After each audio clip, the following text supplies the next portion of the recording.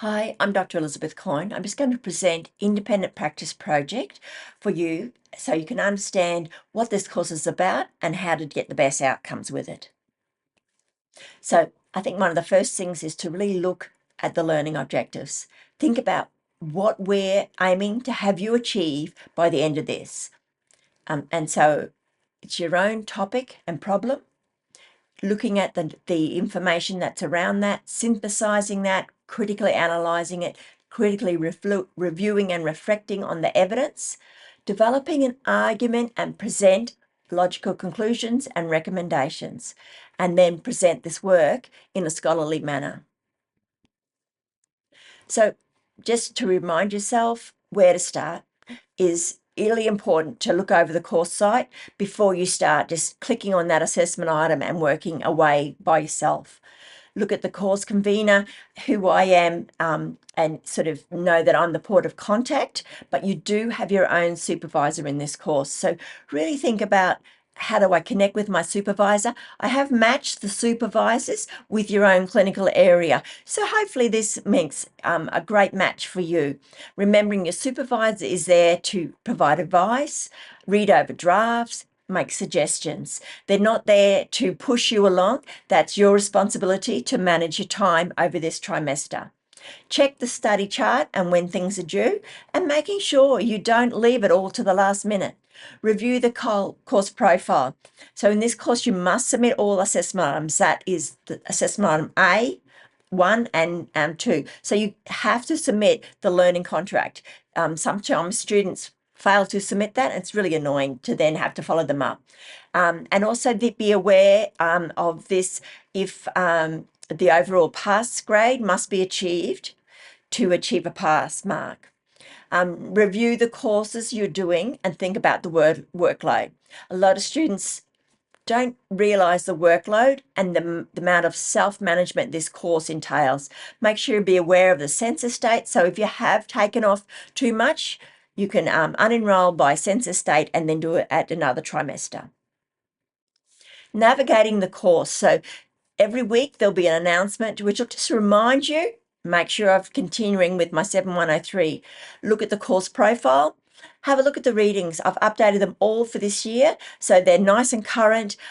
Great resources to start your project, looking at literature reviews, different styles, how to look at that information, how to do the analysis, and how to present. Also, make sure you have a look at the writing and referencing guide. Really important to make sure you don't lose marks in this area. Have a look at that assessment overview to make sure you understand exactly what you're expected to do. So you need to choose an option with your supervisor. So think about workload, what would be best for your clinical area, and what makes a good choice for you where you are. So, 300-word literature review and a briefing document. Sounds like a great idea, but sometimes a 3,000-word literature review is quite difficult. So students often start on that one and then realize they actually haven't got enough words to write their literature review. So they just go to the 5,000-word literature review. So think about this. Maybe sort of start with the idea of doing a full literature review. And then once you're halfway through, then you can say, actually, I'm going to do literature review, briefing document, and a patient handout. So these don't need to be set fully at the beginning of trimester, but think about what works for you. A 5,000 literature review that encompasses a quality improvement practice project. So this is where you may have something in your ward area that you're actually already working on. And so this literature review can really underpin that quite nosely. Or a 4,000-word literature review and then a 1,000-word teaching plan. So remembering to look at the assessment and the marking criteria for this to make sure what you're writing meets the marking criteria. Make sure you look through the modules. So we've just developed this great new module, which is looking at stepping through the process of completing a literature review. So I really encourage all students to start at that space. Look through what it means, research question, developing search terms, looking at databases, doing your search, pulling that search together and critiquing and doing the analysis of those research articles that you've included to meet and answer your research question. Work closely with your supervisor.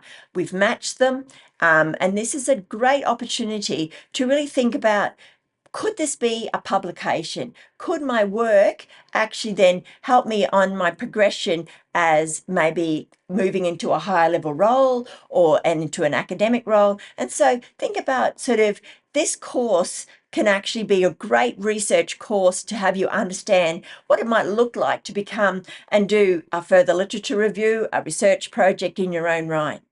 The word count is exact. Remembering extension requests need to be submitted correctly. Email me if any concerns. And I think the main thing is to really enjoy the journey of looking at your own topic with your own time management with a supervisor and completing a great literature review to present back to your ward area. Thank you.